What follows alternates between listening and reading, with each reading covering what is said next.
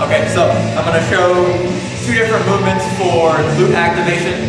A couple of reasons you would do these movements. One is if you have a hard time actually recruiting your glutes when you deadlift or when you squat. And two would be if when you squat, your knees tend to collapse in the valgus, which is as your knees buckle in. Can be caused by a couple of things, one of which is just low glute strength. So these are twofold. One is to teach you how to use your glutes, and one is to actually get them stronger. So for both movements, all you need is just a jump stretch band. Start smaller rather than heavier, work your way up. All you need to do is just double up the band. And the first one that we're going to go through is just a banded body weight squat. So what you do, slide your feet through the band. You want to keep the band below the knees instead of above. So it's going to sit just underneath the kneecap. If you're wearing shorts, I would highly recommend shaving your legs first because your hair will get trapped in there. It's not tremendously comfortable, otherwise just wear some pants. But you want to widen your squat stance out. You want to get out to something that's probably a couple inches wider than the width of your shoulders. And you want to rotate your toes out just slightly. And you'll want to have either like a low bench or a box or something that you can actually squat onto. Just so you can really focus on what we're going to do. So what you want to do, sit back. As you sit back, you're flaring your knees out so they stay over top of the feet. And when you flare the knees out, you're going to contract the glutes.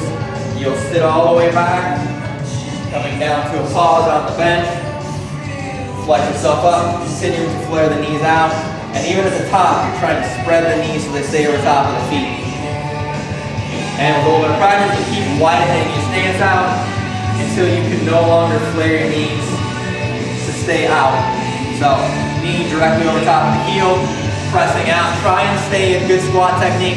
So don't let yourself fold over. Try and keep your chest up, keep your lower back tight, and then flex off the box by pushing out with your knees. So when I flex up, I'm pushing out on the band, and I'm also pushing out when I come back. As a general rule, post-workout, maybe 3 sets of 10 or 12 reps. If you're doing much more than that, you probably need to up the band tension a little bit. If you're not able to get at least probably 7 or 8 reps, knock the band tension down. And then the other movement that we're going to do is simply a banded abduction. So you've seen the machines in gyms that, the what do they call it? The yes-no machines. Good girl, bad girl, whatever you want to call it. But this is actually a useful variation of that specific movement. So same sort of setup. What you want to do is you're going to widen your feet out. Again, about as wide as you would go when you squat or even a little bit wider. You'll start actually with the weight shifted to the inside of your legs and the knees are in, still keeping a little bit of tension on the band. So you don't want to let them collapse to where all the tension goes away. And then what you're going to do is just flare the knees out wide, shift your weight to the outside edge of the foot, and you're going to hold for a 10 count. And again, same thing, keep your chest up, keep your shoulder back, don't slouch, don't support yourself with your elbows because you'll start actually bracing yourself and cheating, making it a little bit easier. So hold for about 10 seconds, you'll feel it in the outside of your glutes, let the knees drop back in, again, keep tension on the band, flex it right back out, and hold for a 10 count.